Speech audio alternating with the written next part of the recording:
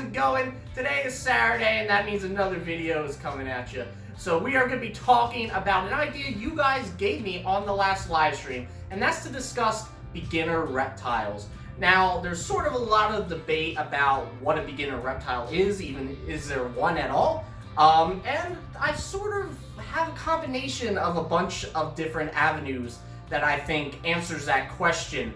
And we're going to talk about that in this video. I actually made a care guide for Max where the first bit of the title of that video is the exact title of this video that I'm putting. And we're going to sort of talk about why I put that there, and I guess my entire thought process behind beginner reptiles and what that really means. So let's have a discussion in this video. We'll talk about it. Let me know what you think in the comments after the video. Also, make sure to check that lower right hand corner and hit that subscribe button. Make sure to hit that bell so you are notified with the latest updates. Alright guys, let's discuss. So the first aspect of this topic I think we should cover is there a beginner reptile? Now, I'm going to say yes. Yes, there is. There are reptiles that are more difficult than other reptiles. There's probably, some sort of reptile group that is good to begin with, and then others that are probably not. I think that's pretty clear if you think about it. There obviously are reptiles that are easier to keep than other reptiles. Now, there is a caveat with that though, and that being that reptiles sort of as an entity, as a group, are not beginner pets. They require a lot more in terms of keeping. You have to give them light, UVB. There's so much different things that you have to actually provide for them. And it's not as common knowledge as, let's say, a dog or a cat. People pretty much have the basics down for a dog or cat. Now, obviously, that's debatable. There's a lot out there about are we, taking care of our dogs and cats correctly, but we're not going to get into that in this video. Basically, these are not beginner things to keep in terms of pets. They're just not. They require so much, like I said. So that is the one caveat I think that's important to make, because I think people get those two mixed up, is that a beginner reptile doesn't mean that it's easy for someone to just buy and take care of as their first pet, or just someone who really didn't do any studying. For any reptile, you need to study. For any reptile, you need to research the husbandry. You need to make sure what you're doing is correct. That's just something that goes with keeping reptiles. Now, I think that is separate, though, from deciding whether a reptile is easier to keep than another reptile. I definitely think a bearded dragon is probably easier to keep than, let's say, an Asian water monitor or a croc monitor or something like that. I think that's pretty clear, and I think a lot of people would agree to that. So I think that's the first thing we need to understand before getting into this topic, discussing this question, is that, the best or the beginner pet reptile is not the best beginner pet, really, or a beginner pet. It's discussing what reptile is sort of the best reptile to start out with. So let's continue off of that, but I think that was a main point to make before continuing with this topic.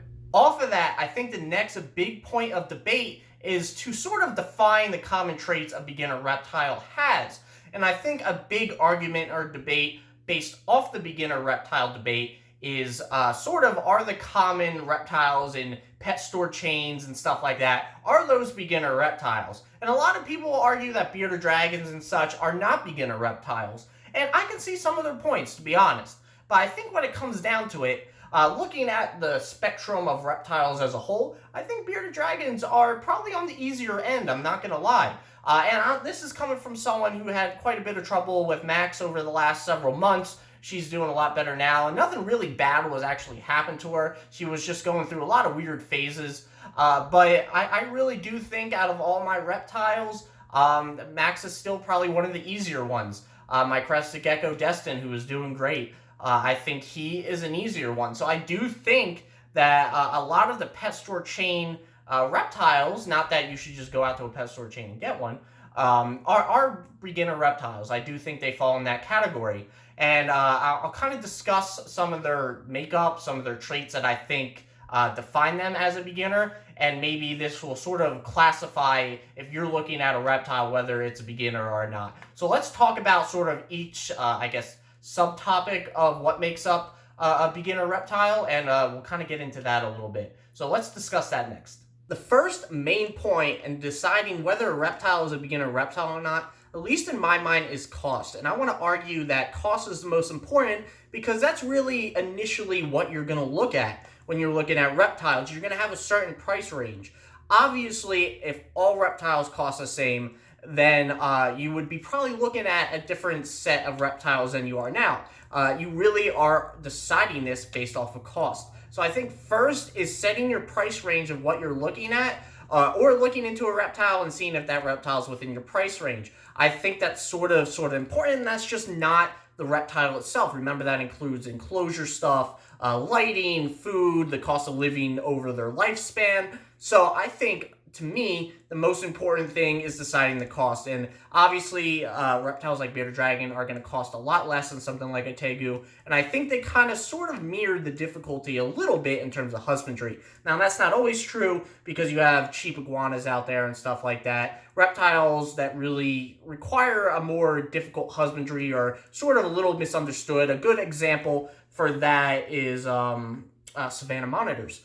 Those are very cheap monitors. You can actually find them a lot at like Petco's and stuff, but their husbandry is actually pretty complex, and a lot of people are sort of debating whether the current standard of husbandry for savannah monitors is actually correct. So there are some outliers with that, some that don't really fit the mold, but I do think generally, the price of a reptile kind of fits with its level of difficulty in terms of overall just keeping. So I do think cost is the number one thing in determining a beginner reptile. Let's get on to the next point. The next most important trait sort of a beginner reptile in my mind is the accessibility of information. And I think this is a pretty obvious one. Reptiles that have more information on them, more studies, more grounded knowledge are going to be probably better suited for a beginner to take care of. That way they have more and easier ways to get information on the species and keeping it and talking to other people and figuring out how to properly care for it. So I think this is probably a very easy number 2 here in deciding whether you have a beginner reptile on your hands or not. You want to make sure the information is very accessible, very easily understood, and that there's been sort of multiple studies almost, or at least multiple instances of people, observing these animals, deciding that this is what's best for them, and coming together and agreeing on something. So I think the more information out there and the most accessible information combined together is your strong number 2 here. Number 3. Number 3 to me should be lifespan. And I think this is very important because you need to understand how long this reptile you're committing to is going to live. And I want to argue that the reptiles that live shorter than the ones that live longer are probably a better beginner reptile. Necessarily, this does not mean they're a better reptile overall, just in the beginner sort of eyesight. Ones that, if you're sort of unsure of the reptile hobby, you're getting your first reptile, you're not sure how it's going to go. I would think that you should probably go with a reptile that's going to live probably 10 years or less. That's sort of my argument. I don't think, let's say, a sulcata overall, other than its lifespan, was very easy to take care of. But just because of its lifespan, I don't think it's a good beginner reptile. I think reptiles that are a beginner reptile are probably going to be on the lower end of that lifespan spectrum. So I think, and I'm going to argue, like I have been, that any reptile that's sort of 10 years or less around then, something that doesn't live super long, is probably better for a beginner. So I think that's a strong number 3 there, at least in my mind. Let me know what you think about that, though, because even me and my girlfriend were sort of debating that one. Number 4 is probably another good one that you guys probably already have in mind, and that's space. So we're talking enclosure size here. We're just talking about the required amount of space for your reptile to live in and do whatever it needs to do. And now we're talking here about what's proper. Obviously, you could stick a lot of big reptiles in small enclosures. That's not proper. We're talking about what is actually required for that animal and is actually suited for them. So in this case, you probably want to look at reptiles that live in more confined spaces. I don't suggest getting a tegu maybe as a first reptile, even though tegus are actually really not that hard in my mind, but that's sort of another debate. I think you should get something, and this kind of coincides with cost, that is probably something you can put in sort of a pet store, a tank or something. I don't know what you want to call it. Obviously, if you are somewhat crafty, you can do your own thing for it, but I wouldn't get anything that takes up too much space. So reptiles like crested geckos, leopard geckos, bearded dragons, those bunch are probably good because they don't require too much space. Obviously, don't underestimate the amount of space they take, because bearded dragons probably should get a little bit more space overall than they usually get. But I think space is really important. I wouldn't get any reptile that takes up too much space at this point. There are some reptiles that I could think of that do take a little bit of space. That might be decent for a beginner, but overall, I think it's pretty cut and dry that you probably should go with something that takes less space. When you get bigger space-wise, you're probably looking at reptiles that are a lot bigger, and those can kind of be a little fearsome if you're not oriented with reptiles. Some of their handling can be a little more aggressive. There's a lot of factors with bigger enclosure animals, but I think overall, and this mostly falls into the category of cost, you want to go with something smaller. You don't want to commit to something too large and something that takes a lot of work for your first beginner reptile. So that's number 4. And following up on that for number 5, we're going to be talking about handling and aggressiveness. I think this is a very important one. Obviously, even if you sort of have a teddy bear-like reptile that is a big reptile, they're going to be a little more overwhelming to handle. And I'm not necessarily saying overwhelming as in aggressive. They're just going to be a bigger reptile. And especially, I think the big point here, and I'm not trying to lead you down the mindset that bigger reptiles are more aggressive. It's just that for someone who's new to reptiles, you're sort of going to be a little intimidated, more so than an experienced reptile owner, by a bigger reptile. So number 1, I really don't think that that would be a good way to sort of get used to a reptile. I think you're going to be a little overwhelmed and a little fearsome with a bigger one at first. You want something sort of manageable, something you can really get used to, and then you can work your way to a bigger reptile. I think that's a really good mindset to go. So I do think that you want to go with something a little bit smaller. They'll be easier to handle. Something no bigger than probably a bearded dragon, I would say. I wouldn't get into any monitors. They usually tolerate you more than anything. Now, there are some great monitors out there in terms of handling. I have 2 wonderful Ackies that are great, but monitors can get more aggressive than the typical reptile. And I'm not really talking too much about snakes here in this video, just an FYI. I haven't really owned a snake yet, so I don't want to speak too much to that. But I definitely do think you should look at the handleability of the reptile, sort of the history of aggressiveness. Do that in your research phase. And if there's a tendency to sort of get aggressive or be a little difficult to handle, maybe a gecko that drops his tail really easily, you might want to be a little wary of if you're starting out. I think that's something to take into account. So I would look into a more manageable sized reptile, just because it's not going to be as overwhelming. Not saying that they're more aggressive. I wouldn't start with a monitor. So look into those things, but I think the handability and aggressiveness of a reptile is a good number 5. On to number 6, our second to last point. We're going to be talking about decor. And this video is going to be talking about pretty much everything inside your enclosure. That's lighting, heating, substrate, hides, all that stuff. Basically, and to make it pretty general, you probably want to go with the most minimal of setup. Obviously, you want to meet the requirements of the reptile, but a reptile that doesn't require as much as something else, like let's say an arboreal reptile, that's probably going to require a little bit more of a setup than some non-arboreal reptile, because you're going to have to put in big twigs and stuff like that generally. Or maybe a tropical reptile that might require you having some sort of bath or something, some sort of cycling water that doesn't get dirty and stuff. So you got to think about those things. What's the management like? What's the price going to be like?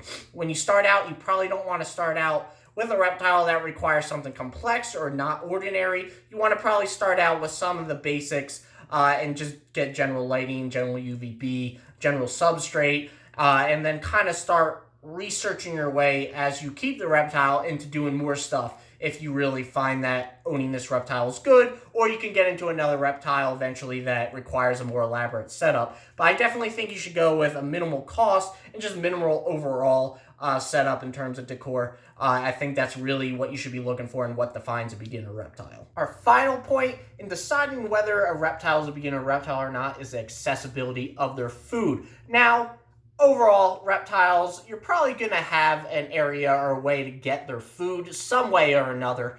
There's nothing I can really think of off the top of my head that requires this exotic fruit from far-off lands or something like that. Overall, you're probably going to be able to find what they eat. But the cost of getting that, whether it takes a couple days of shipping, those are things that I'm talking about.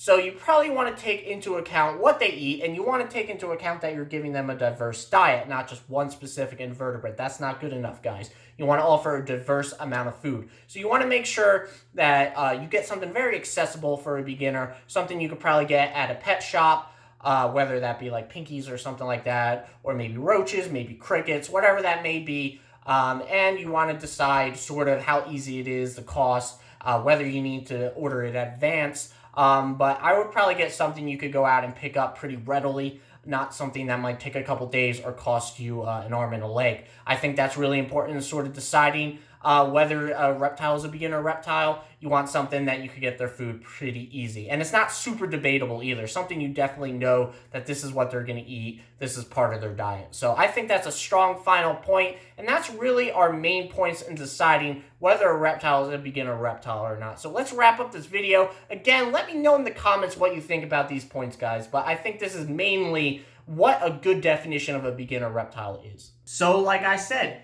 is there a beginner reptile at all? Do you guys agree with that? Do you guys think that beginner reptiles are not a thing?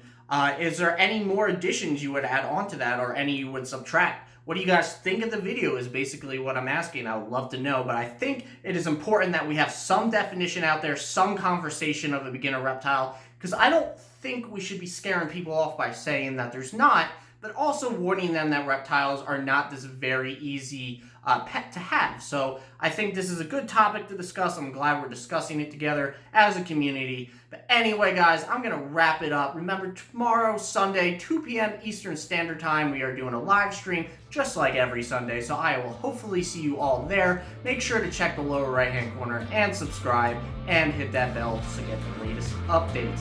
I will see you guys tomorrow.